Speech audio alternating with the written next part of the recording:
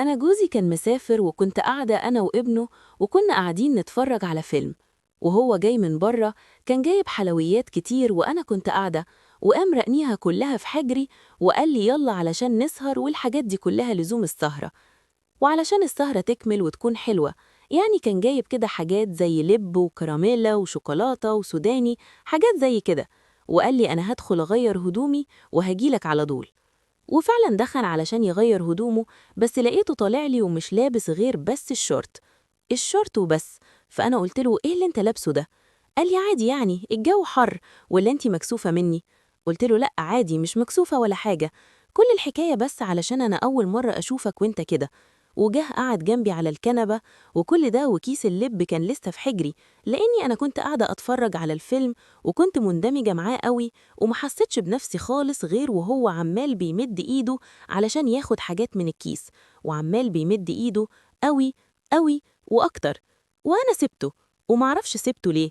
المهم إن الموضوع كان عمال بيزيد أكتر، لدرجة إن أنا كنت مبسوطة قوي بالإحساس اللي أنا حساه، ومرضتش إن أنا أقوم أجيب أطباق علشان أحط فيها الحاجات، علشان كنت مبسوطة قوي بالإحساس اللي أنا كنت حاسه بيه.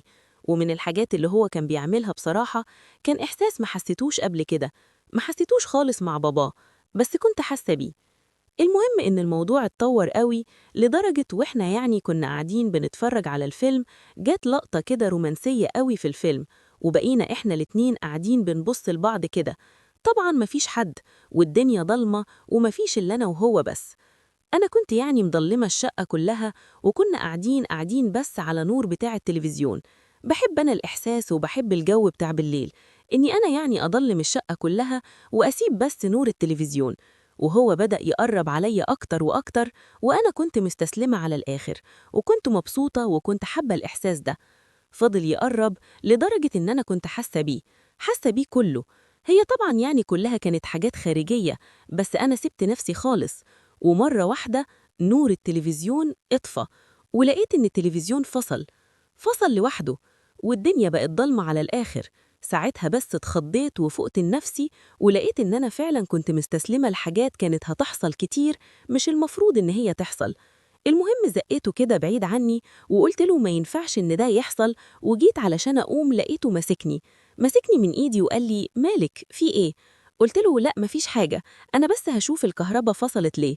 وقمت منورة الكشاف بتاع الموبايل بتاعي وجريت على أوضتي، جريت عليها بسرعة وقفلت عليا بالمفتاح، لأني أنا عارفة لو كنت قعدت أو كنت يعني رجعت تاني كان ممكن يحصل حاجات كتير ما ينفعش إن هي تحصل. المهم أنا دخلت كده على أوضتي وقفلت عليا بالمفتاح لحد الصبح، وطول الليل ما نمتش خالص، وكنت عمالة أفكر في اللي حصل أو اللي كان هيحصل. وكنت كمان حاسة بيه إن هو ما نمش، وشايفة خطواته رايح جاي قدام الأوضة طول الليل، وأنا عمالة أفكر إزاي سبت نفسي لده إن هو يعني يحصل. المهم أنا فضلت كده يوم متجنباه خالص، ويدوب أعمل الأكل وأدخل على أوضتي. حاولت إني أنا ما أتكلمش معاه ولا أختلط بيه خالص في مكان واحد، لحد لما بعدها بكام يوم أبوه جه من السفر وجه من التعب، وكان عايز إن هو يعني يطمن عليا وعلى ابنه. هو بيقول لي مالك، حاسس إن فيكي حاجة؟ وقلت له لأ مفيش، يعني عادي. لقيته بيقول لي بس أنا عندي ليكي خبر حلو قوي، إحنا هنطلع إحنا التلاتة مصيف. قلت له يعني لازم ابنك يعني يطلع معانا؟ قال لي أيوة، أمال يعني هنسيبه لمين؟ قال لي واحد صاحبي كده يا ستي عنده شاليه، وعزم عليا كده إن إحنا نطلع يعني نغير جو يوم كده ولا حاجة، وأنا وافقته وأخدت منه المفتاح وهنسافر من بكرة. يلا حضري بقى الشنط علشان هنمشي من بدري. قلت له تمام، وفعلا حضرت الشنطة وخلصت كل حاجة وسافرنا. وفعلا ابنه سافر معانا. هو الشاليه ده كان في قرية، والقرية دي وقتها يعني ما كانتش زحمة لأن ما كانش موسم. ولما روحنا اتفاجئت إن الشاليه ده أوضة وصالة. وقلت له طيب إحنا كده هننام إزاي، وابنك يعني هينام فين؟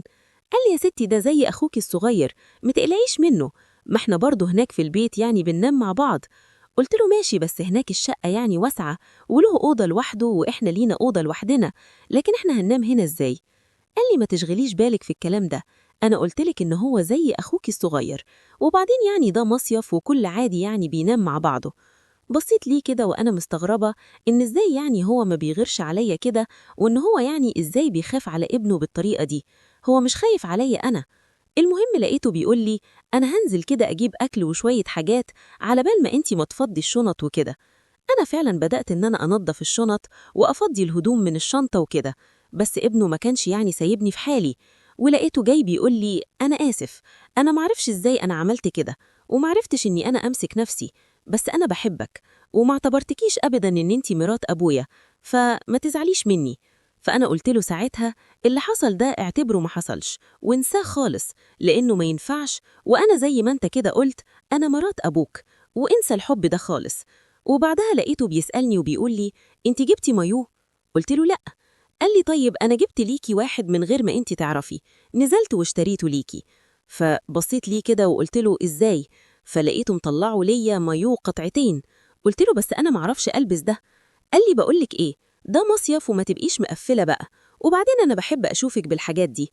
فأنا سمعت كلامه ساعتها ولبسته، وبعد لما لبسته لفيت حاجة كده على وسطي ونزلنا على البحر، ولقيته بيقول لي بقولك ايه، شيلي بقى البتاع ده وخليكي كده، ما تبقيش مقفلة، ويلا انزلي بقى. أنا مش هنزل معاكي، انت عارفة اني ماليش في العوم والكلام ده، أحمد ابني هيعلمك العوم. قلت له بس انت هتسيبني كده؟ أنا مكسوفة وأنا لابسة اللبس ده. قال لي يعني انت شايفة الشط مليان، ما هو مفيش غيرنا اهو، ويلا انزلي بقى مع أحمد هو اللي هيعلمك تعومي ازاي. وفعلا نزلت البحر، وأنا ما بعرفش إن أنا أعوم، وما كنتش عارفة إن أنا أتصرف إزاي، وإحنا يعني كنا خلاص دخلنا جوه البحر، فلقيته بيقول لي ما تخافيش طول ما أنا معاكي. وفعلا دخلنا لجوه خالص، لدرجة إن هو كان يعني اللي على الشط ممكن ما يشوفناش، وكل ما موجة تيجي وتخبط فيا تزقني عليه أكتر وتقربني أكتر. مع اللبس اللي أنا كنت لابساه ده والمية، حسيت إن الإحساس يعني اختلف خالص، وحسيت إني أنا خلاص يعني جسمي ما عادش مستحمل خالص، وإني كل حاجة فيا اتحركت.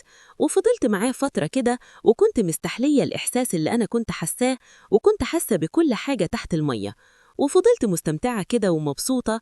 والتاني مرة وقفته وقلت له أنا عايزة أطلع، ما ينفعش كده، أنا لازم أطلع. وفعلا طلعت من المية وجليت على الأوضة بتاعتي، ولقيت جوزي بيسألني في إيه؟ قلت له لا مفيش حاجة، أنا بس تعبانة شوية ومحتاجة إن أنا أطلع وأغير. قال لي خلاص ماشي. وفعلا طلعت على الشاليه، ولقيتهم جم هما الاتنين ورايا، ولقيت جوزي بيقول شكلكم كده انتوا الاتنين تعبانين، وأنا هطلع أجيب الغدا كده على بال ما تغيروا هدومكم، غيروا بقى انتوا الاتنين كده. وفعلا فابنا ونزل. أنا جوزي ده ما بعرفش بيفكر إزاي بصراحة، ولا إيه اللي في دماغه، وإزاي ما بيغيرش عليا خالص وما بيفكرش فيا خالص. وفعلا سابنا ونزل، وما كانش فيه حد إلا ابن جوزي، وأنا لسه يعني ما كنتش غيرت، ولقيته جه وشددني من إيدي وبيقول لي مالك في إيه؟ قلت له بقولك إيه، لو سمحت سيب إيدي كده، وما ينفعش كده دلوقتي لحسن تلاقي أبوك داخل علينا. قال لي أبويا دلوقتي هيروح يقعد على القهوة ويشيش كده براحته، وعلى بال ما يجيب غدا لسه قدامه كتير. قال لي أنا عارف نظامه إيه. ولحد دلوقتي اللي أنا كنت بكلمه فيه كان الإحساس اللي معايا في البحر ما راحش مني خالص، لسه كنت حاسس نفس الإحساس.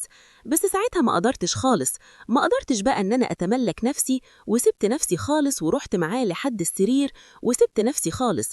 ما كنتش قادرة إن أتكلم ولا قادرة أقاوم ولا قادرة إن أعمل أي حاجة. المهم إن أنا سبت نفسي، وبعد ما حصل اللي حصل كانت صدمة بالنسبة ليا. هو يعني أنا حسيت إن الموضوع حلو في أوله، كان حلو يعني، وإني مع حد بحبه وبيحبني، مش مع راجل كبير ماشي يعني بالحبوب والحاجات.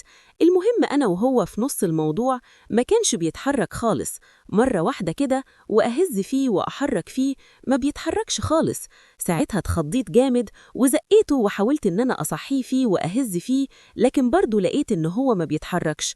قمت بسرعة زي المجنونة ولبست هدومي وغطيته، ولبسته هو كمان هدومه، واتصلت على أبوه علشان يجي يشوف فيه إيه ويلحقه.